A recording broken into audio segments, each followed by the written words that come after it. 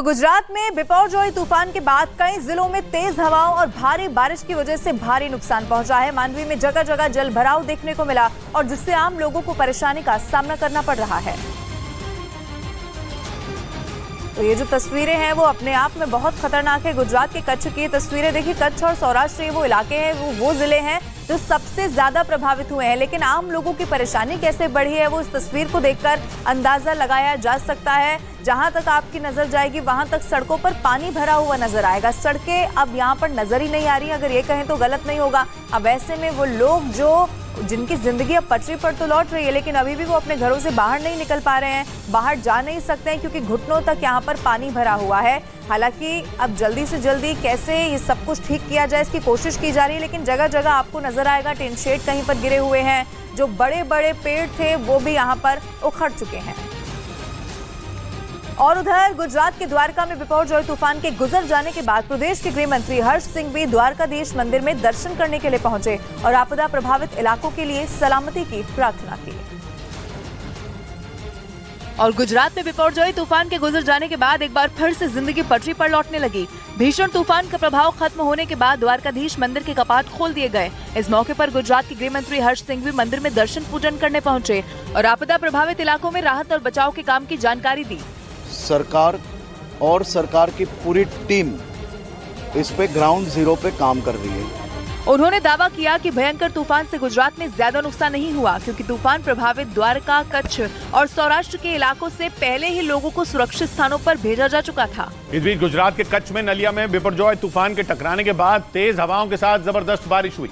नलिया के सभी इलाकों में तूफान का असर कई घंटे बाद भी बना रहा और इस तूफान की वजह से इतनी तेज हवाएं चली कि कई जगहों पर बड़े बड़े पेड़ उखड़ गए। बिजली के कई खंभों पर भी तूफान की मार पड़ी, जिसके बाद राहत और बचाव दल की कई टीमें उन पेड़ों और बिजली के खंभों को हटाने में जुटी रहीं। कुछ पेड़ तो मकानों और दुकानों पर भी गिर गए थे, लेकिन तेज हवाओं की वजह से एनडीआरएफ और एसडीआरएफ की टीमों को उन्हें हटाने में भारी परेशानी का सामना करना पड़ा। अभी जो गस्टिंग स्पीड के साथ बताया जा रहा है 80-90 की रफ्तार है यहाँ पर। हालांकि बिपरजॉय तूफान के नलिया पहुंचने से पहले ही प्रशासन ने वहां धारा 144 लागू कर दी थी। इसके साथ ही लोगों को घरों में रहने की सख्त हिदायत भी दी गई थी। इसी वजह से तूफान के अगले दिन भी लोग बाहर नहीं निकले क्योंकि चक्रवाती तूफान से गुजरात के कई जिलों में ऐसी भीषण तबाही मचाई कि लोगों के होश उड़ गए। एनडीआरएफ ने जानकारी दी कि तूफान की वजह से 23 लोग जख्मी हो गए, जबकि तूफान आने से पहले पोरबंदर और राजकोट में 2 लोगों की मौत हो गई। एनडीआरएफ ने बताया कि बिपरजॉय तूफान ने गुजरात के 8 जिलों में तबाही मचाई। इस दौरान भारी बारिश और तेज हवा की वजह से वहां 800 से ज्यादा पेड़ गिर गए। तूफान की वजह से करीब 300 से ज्यादा बिजली के खंभे उखड़ गए, जिससे 1000 गांवों की बिजली गुल हो गई। तेज हवा और भारी बारिश की वजह से गुजरात के 8 जिलों में 500 से ज्यादा घरों को नुकसान पहुंचा। 23 लोग घायल हुए हैं। घरों के डैमेजेस की बात करें तो 500 से अधिक घर डैमेज हुए। हालांकि राहत और बचाव की टीमें तूफान प्रभावित इलाकों में मुस्तैद दिखी। हालात खराब होने के बावजूद एनडीआरएफ और एसडीआरएफ की टीमों ने लोगों का रेस्क्यू किया। और गुजरात के मंत्री ऋषिकेश पटेल ने दावा किया कि बिपरजॉय तूफान के गुजर जाने के बाद कच्छ में अभी हालात सामान्य होने में समय लगने वाला है। खास तौर पर बिजली की समस्या से निपटने में ज्यादा वक्त लगेगा। और बिपरजॉय तूफान से सबसे ज्यादा प्रभावित कच्छ में तेज हवाओं की वजह से बिजली विभाग को काफी नुकसान हुआ। प्रदेश के मंत्री ऋषिकेश पटेल ने ये बताया कि प्रदेश में बिजली के हालात सामान्य होने में अभी समय लगेगा क्योंकि 84,000 से ज्यादा पोल गिर गए और कई सब स्टेशन भी क्षतिग्रस्त हुए। पूरा सिस्टम इलेक्ट्रिसिटी का अभी पूरी तरह से डैमेज हुआ है। इन सभी को जल्द से जल्द ठीक करने की कोशिश की जा रही है, जिसके लिए बिजली विभाग के कर्मचारी युद्ध स्तर पर काम कर रहे हैं। तूफान की वजह से गुजरात के द्वारका में समंदर किनारे के गांव में पानी भर गया। ग्राउंड जीरो पर मौजूद न्यूज 18 की टीम ने प्रभावित इलाकों में पहुंचकर लोगों से उनका हाल जाना और कमर तक भर चुके पानी में फंसे लोगों से बातचीत की। यहाँ पे ये सब रहते थे, यहाँ डूब गए, वहाँ पे गए। अच्छा, सामान ले गए थे अपना? नहीं, सामान सब चला गया। पानी में डूब चुके रास्तों से बड़े लोग तो किसी तरह निकल रहे थे, लेकिन छोटे बच्चों के लिए मुसीबत ज्यादा थी। छोटे बच्चों को पानी से बाहर निकालने के लिए लोगों ने प्लास्टिक की टंकी को काटकर नाव बना दी। इनको टंकी में बिठाया गया था क्योंकि नाव तो नहीं आ सकती है और बच्चे कैसे चलेंगे। वहाँ मौजूद लोगों ने बताया कि बारिश का पानी उनके घरों में घुस गया, जिसकी वजह से उनके कपड़े और खाने पीने का सामान पूरी तरह भीग गया। हालांकि तूफान गुजरात से आगे तो बढ़ गया, लेकिन अपने पीछे जगह जगह बर्बादी के निशान छोड़ गया। बिपरजॉय की वजह से कच्छ के मांडवी में कई जगह पेड़ गिर गए और मांडवी से मुंद्रा और आगे भुज की तरफ जाने वाली एक सड़क भी तूफान की वजह से गिरे पेड़ों से पटी नजर आई। ऊंचे ऊंचे भारी भरकम पेड़ बिपरजॉय से बराबरी नहीं कर सके और औंधे मुंह जमीन पर गिर पड़े। इस वक्त तक तूफान खत्म हो चुका था, लेकिन उसका असर खत्म नहीं हुआ था। हालांकि तूफान चला गया, लेकिन तूफानी हवाएं और बारिश हम सीधे नहीं खड़े हो पा रहे हैं। इस वजह से पेड़ हटाने में भी दिक्कत हुई। कुछ गाड़ियों को रास्ता साफ होने का इंतजार करना पड़ा। आसपास के लोगों ने जब पेड़ हटाए तब गाड़ियां आगे बढ़ सकी। तूफान बिपरजॉय के गुजर जाने के बाद गुजरात के मुख्यमंत्री भूपेंद्र पटेल ने गांधीनगर में स्टेट इमरजेंसी ऑपरेशन सेंटर में बैठक की, जहां उन्होंने चक्रवाती तूफान के दौरान हुए नुकसान के बारे में जानकारी ली। मुख्यमंत्री ने राज्य के सभी जिलाधिकारियों से उनके जिले के हालातों के बारे में जाना। बैठक में प्रदेश के मुख्य सचिव समेत सभी विभागों के उच्च अधिकारी मौजूद रहे। मुख्यमंत्री को पोरबंदर, देवभूमि द्वारका, जामनगर, मोरबी, राजकोट और गिर सोमनाथ जिलों में गिरे पेड़ों और बिजली के खंभों की मरम्मत के संचालन के बारे में भी बताया गया। उत्तर गुजरात में तूफान से निपटने के लिए एनडीआरएफ, एसडीआरएफ और सेना ने मोर्चा संभाल लिया। तूफान के गुजर जाने के बाद अलग अलग इलाकों में पेड़ गिरने से रास्ते बंद हो गए।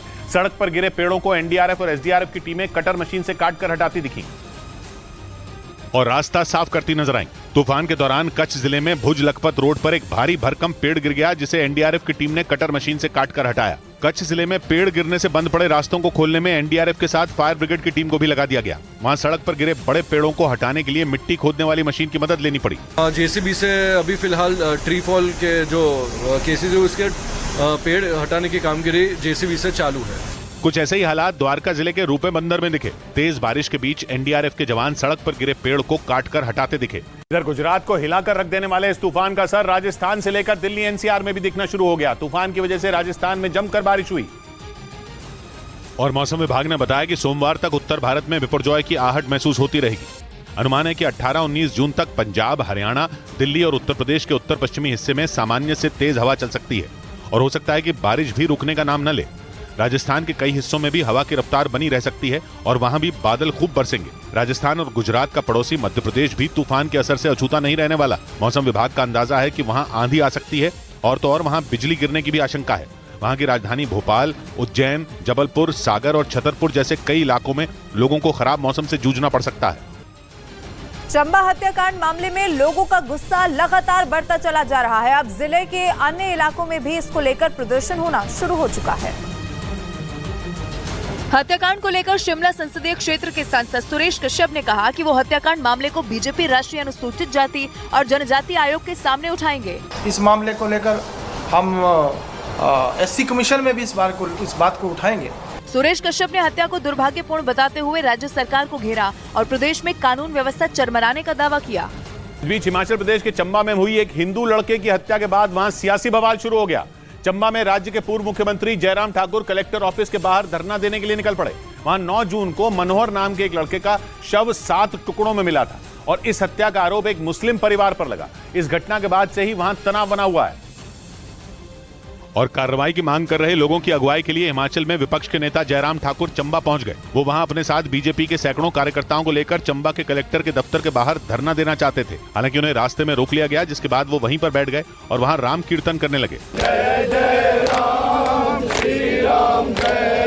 आरोप है कि वहां 7 जून को एक हिंदू लड़के को मारकर उसके शरीर के 7 टुकड़े कर दिए गए थे, जिसका इल्जाम उस मुस्लिम परिवार पर लगा जिनकी बेटी के साथ उस लड़के का प्रेम प्रसंग बताया जाता है। इस घटना के बाद चंबा में लोग आग बबूला हो गए। यहां तक कि उन लोगों ने आरोपियों के घर को भी आग के हवाले कर दिया।